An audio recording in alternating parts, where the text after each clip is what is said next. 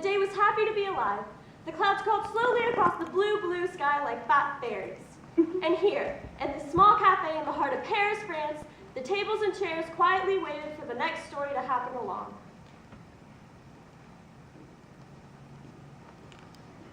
And there was Olston Briggs, finding himself at this French cafe once again.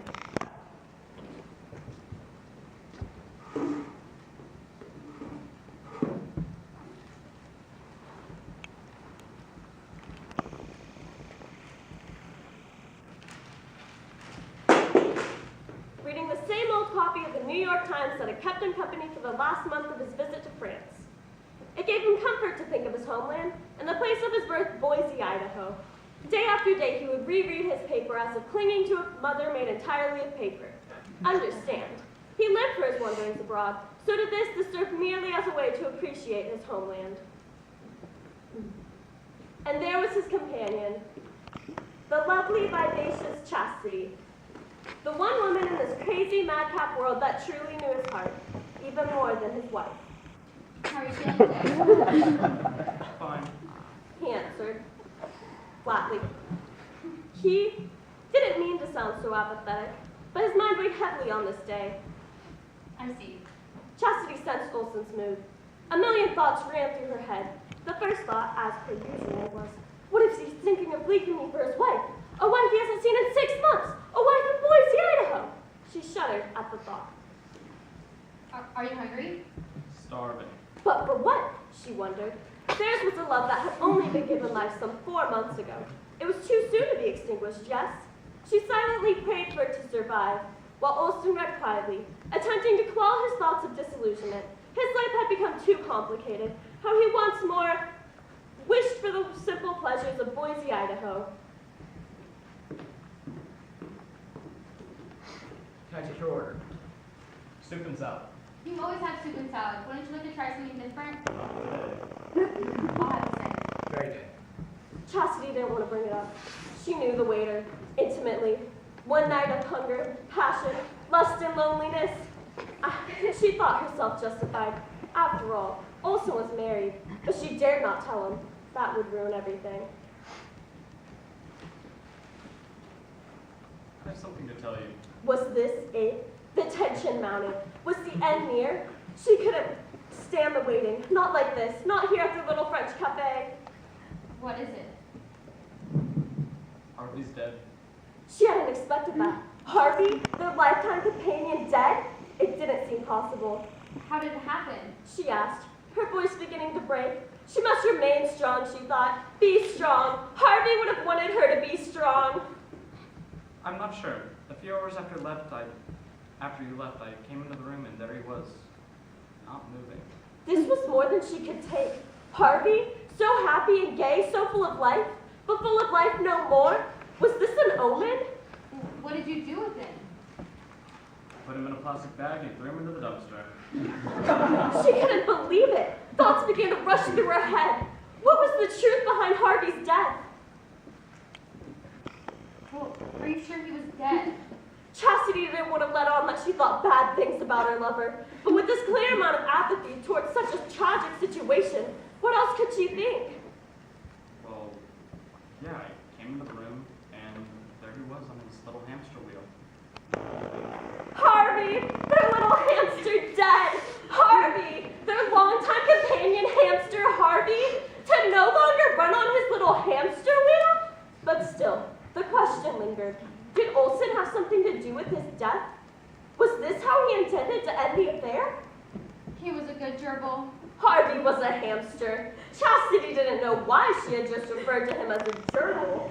Maybe it was to bait Olson further. What games the subconscious plays with those in love? Told you, Harvey wasn't a gerbil, he was a mouse. What game was Olson trying to play with Chastity? What cruelty lay behind it? To reduce the memory of Harvey the hamster to that of a common mouse? How could she not have seen this streak of terror before? Had being away from Boise, Idaho for so long finally begun to take its toll on him? Do you see that man over there? She stated, spotting a strange man walking his dog. What man? That man over. Sit down on the paper, Stanley. She had called him Stanley. Stanley was the name of the waiter. She hoped to play it off. Maybe he didn't notice. Maybe he didn't care. Who could tell? What about it? I think she's talking about us. But how could this strange man walking a strange dog be talking about them? Did they know him? Did he know them? Did he know Olson, or did he know Chastity? Excuse me, sir. Ma'am. Ma'am. Leave her be. Can't you see she's looking at her menu? Ma'am. Ma'am. Don't cause a scene now. She said, feeling that she should sit down and enjoy a quiet meal. Oh, how Olson hated being embarrassed in public. Ma'am. Are you talking about us? What? Are you talking about us? Then I realized she was talking to me, a widower who had no ties to her whatsoever. What are you doing? I'm waiting to order, I said, hoping she would go back to me. She's talking about us, Stanley. Olson, no, I'm not, I responded. Do you know her? He asked. No. She responded. Who are you talking to? Months of uncertainty were taking their toll on her. She began hallucinating. No one, I said, trying to break this strange reality she was creating. I think she's telling a story. Yet I wasn't. I just sat there in silence reading my menu. Ma'am, are you narrating? No. And I wasn't. You are. She is, Stanley. Are you sure, Stacy? I tried to convince her to go back to her beloved. She humbly apologized and then sat down and enjoyed a quiet meal. No, I didn't. Yes, she did. I did not. A trick. A cruel trick it was. Before she could embarrass herself further, Olson came up behind her, whipped her around, and said, "Darling, please remember what the doctor said about your condition." What condition?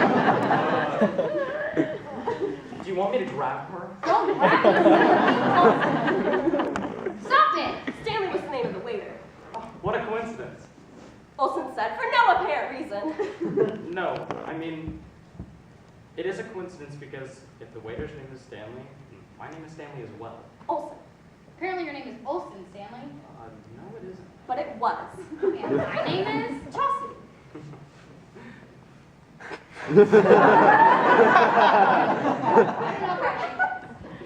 Just leave her be. She's entertaining herself. No harm done. Are you liking this? Of course not. But it is rather curious, don't you think? Someone telling stories about us like we're characters in a novel or a play. I hate the theater. But you like books. Well, yeah, I suppose so. Well, then... All right, I'm game. This is better to be good. After a brief lapse of reality, Chastity rejoined her lover and waited patiently for her food. There they sat, looking for answers, finding only questions. Where was their love heading? What about Harvey? What were the circumstances surrounding his death? He was a bit old. Natural causes. Olson said, for no apparent reason. Oh, I see. It's not here. Olson said, also for no apparent reason. Sorry. Olson apologized to no one. I don't know what we're supposed to do. Chastity stated. Clearly the situation perplexed her. Was there love to survive, or was it to end in Paris? Where's the salad? I'm starving.